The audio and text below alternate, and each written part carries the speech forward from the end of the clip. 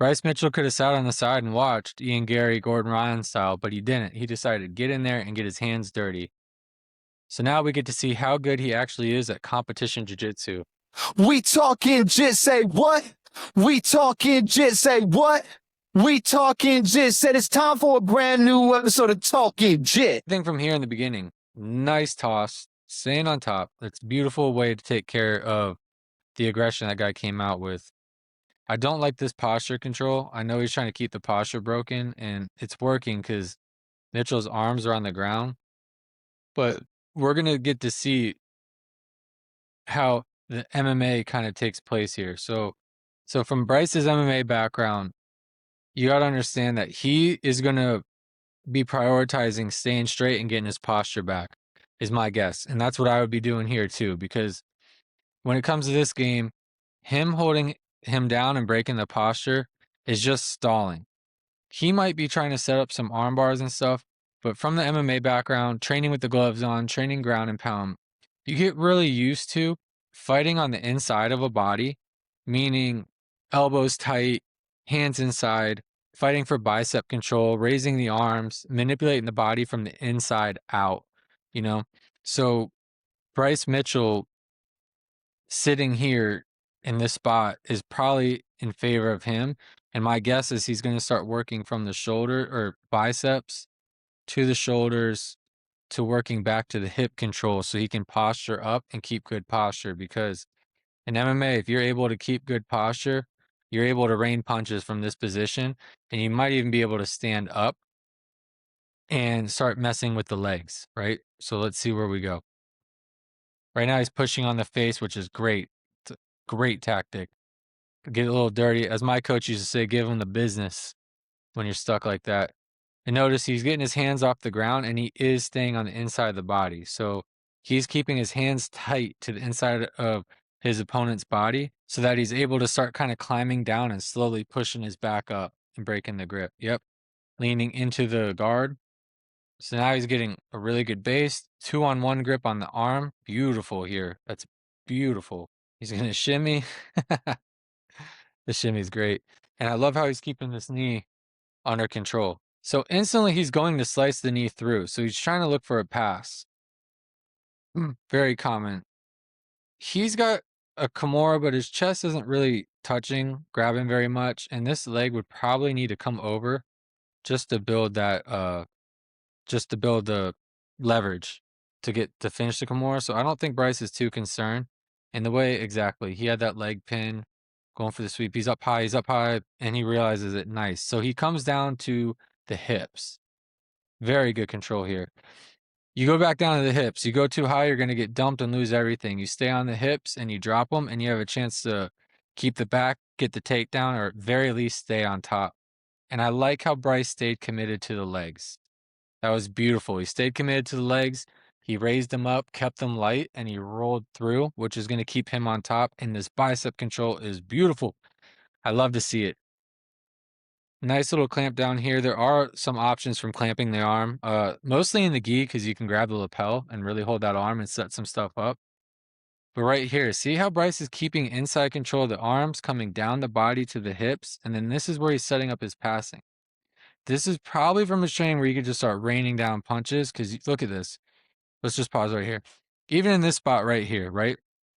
In a fight, and I'm going to keep relating this to MMA, being a former MMA fighter and a black belt in jiu-jitsu, I love tying the two together because there's two different styles. There's competition jiu-jitsu style, like IBJJF is a whole different system than like an EBI is even great because there's no points, so you guys can go for the kill the whole entire match and not be penalized. But then you got MMA where you got to worry about punches and posture, and you could be in a predicament real quick. It makes it a lot tougher to get up when your face is compromised. So being right here, he's past the legs, and I'm speaking from a self-defense background or standpoint. He's got the legs beat, so he wouldn't have to worry about getting up kicked or hit. So he's comfortable here. He's been here before. He's also in good control to reach for the face. And I would guess maybe at some point in time, he's going to bring those hips in to get even higher control. So he's out of reach. And then you get even more of a drop down on your punches.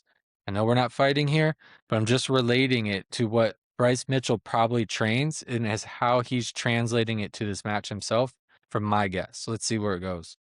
He's got good wrist control. This is great.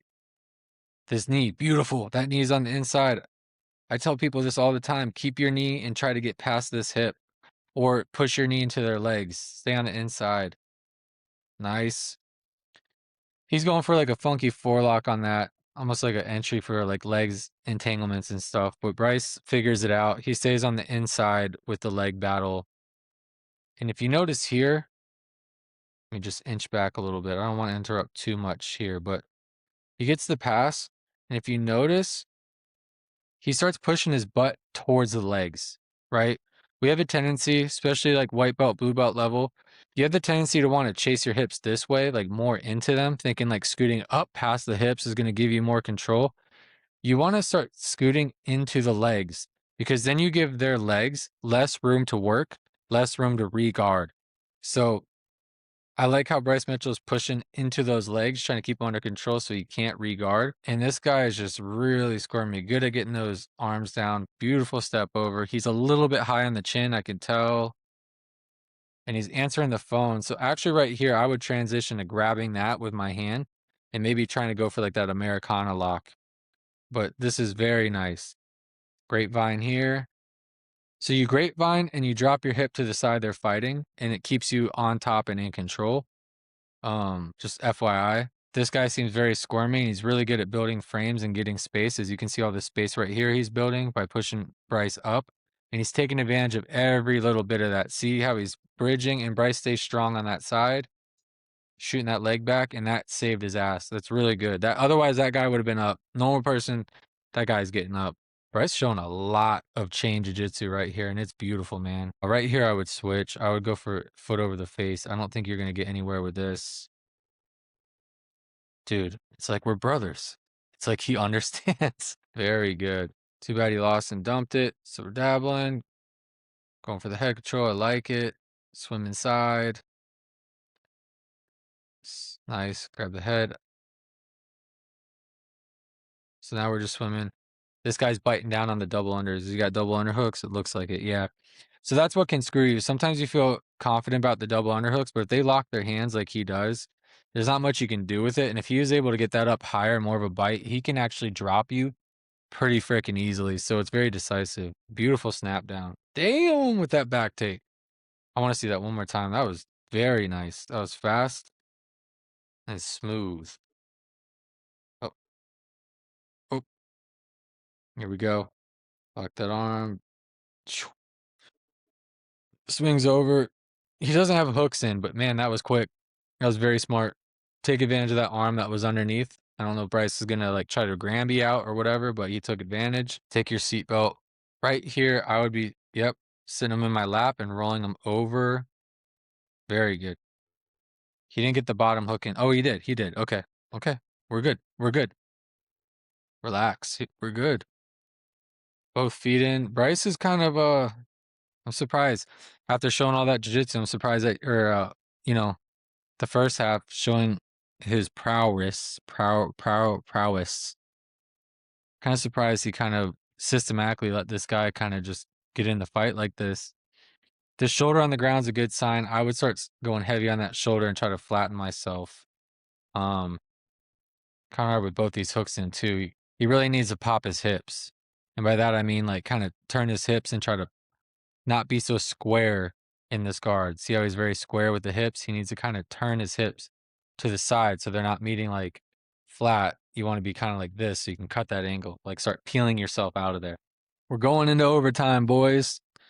For those of you who don't know, EBI overtime, it's all about if you submit, you win. 3 rounds. If there's no submission, it's whoever escaped the fastest. You have to get out of the position or get a better position in order to escape. And if there's a submission in play, then you have to defend the submission. So right now we are just almost in the same spot we left off on. This is very ballsy to reach down and grab the foot with your arm. I would rather fight. Damn, I'm surprised he's abandoning his neck like that. That is nuts. Now his feet are crossed. I'd be trying to take advantage of that. Yep, he steps over. He's got to drop his hips down to get it, but this is crazy. 2 hands down here, leaving this guy to his face, and he is just like, this is everything he has. This is like Alexander Volkanovski against Brian Ortega, T-City. Just like shimmying out there for good luck. Dude, I don't know. That looked like luck. I don't know. That's crazy. That's crazy to me. But straight to figure 4 lock. I wonder if he's just trying to hold. Maybe he's going for hold time. Shoots that in again. Ooh, man, this kid is good at creating space out of nothing, man. I tell you what, like that's very explosive. This is good, but it's just on his chin. It's a little bit too high, you know? I think it's because he's concentrating more on like whipping the arm through rather than like dropping down and coming back up into it. We went over that with the let's see how Mitchell does it again. I'm don't know why we're reaching down to the legs. He's doing it again. See, all right, let me just pause. Let me just pause. Here's my outlook on this. And I feel like maybe I'm a little bit crazy, but reaching down here with one arm and having 2 arms up here on your neck doesn't seem like a fair trade, my friend. It's like I would rather have 2 hands on one hand because you need 2 hands to get my neck and choke me for the most part, right? In general. If I have 2 hands on one and I prevent that lock from happening, I'm in good standing, right? If I'm leaving one hand here to fight 2 hands and I'm going down here to get that leg, I just feel like that's a gamble. I don't know. What am I missing? Do you guys know anything? You guys know what I'm missing? It's working. He's figuring it out. He's a tough SOB, that's for sure. Hips are out. Grabbing the head. Did he grab the head? Yes. Very good. So he's probably going to get out. Yep. Very good. Yeah, it's very hard for him to chase when you grab the head. Sometimes it feels really tight and it feels like you barely got it, but if you grab it and cook, a lot of times you're going to get out of the position. Here we go. Ready. Hook. Like how he's holding on to the shoulder. There you go. Flatten him.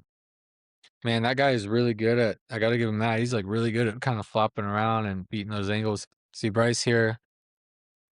See, here we go. It looks like he's kind of grabbing the wrist here. Maybe give it a go. I don't know if that guy's. The other thing too is grabbing that wrist stops the guy from reaching around the head like he was, like kind of like similar like what the Craig Jonesy got popular, was reaching around the head. It looks like he's going for it now. Nope. Pushing this elbow towards the head and trying to get around it is the way to go. Push. Beautiful. Yep. See, he kind of figured out the lock there.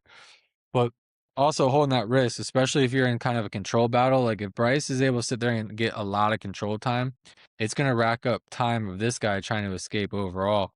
So grabbing that not only gives you the possible chance to like get the Americana, but also kind of helps you stop him from reaching around and getting out. Not that I'm promoting stalling because we don't do that.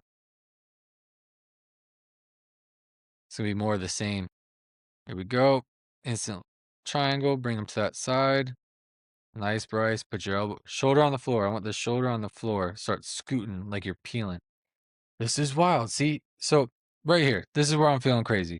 So, load help me on this because will you go down here? Boom. Well, he's letting this guy slide in. He's letting him slide into DMs, whatever, right? But he's also blocking it with his hand, which is great. That's the way I do it. I'm here or I'm here or both. Thumbs open. Boom. So when the hand comes in, you're catching the hands with this little L shape or your hooks, right? You kind of like this. The moment you reach down, you open all this space up because your arm's down here. All this space is open to make movements. And that's what just happens is he reaches down and this guy instantly shoots this through. And all you have is one hand here to try to stop it. I mean, he reaches down, this guy's getting in. Okay, he comes back up. See, 2-on-1 right here is great. And he lets go of it. Okay, pushing up. I'm not familiar with this, guys. This is foreign territory to me. Please explain. See, myself, I am putting my feet on their legs. Like, I'm defending my neck at all costs. Get that shimmy in. There we go. Done. So that's game. We'll have to see who wins. And then I keep my hands up here for all purposes. Or sometimes if you get 2-on-1 reaching up to the top, you know, 2-on-1 on a wrist, and you can pull it over the side of your head, and you give yourself the opportunity to peel. I'm always trying to peel. Like right here, this guy's shoulders on the floor, I'd be going all in on trying to peel. Easier said than done. We're sitting back coaching from this chair right here, but that's what you're here for, right? Let's be honest. Transfer to the arm triangle. I do like this because that is the right call. Like if they're escaping and you've got your seatbelt in, the right call is to just realize you're losing what you got and go over to mount and try to get the arm triangle. But like we said, this guy's done a good job at turning his arm, the Craig Jonesy style, and it's creating so much space that Bryce Mitchell right here is just racking up time. He's got the hooks in here to pin him, kind of Khabib style. Yep, grapevining him. And since he's technically still in a submission right here, he's not escaped yet. Not just yet. Boom. So it was a good way to rack up some time at the end, some control time, making it longer for that guy to escape. That might have won the match for him.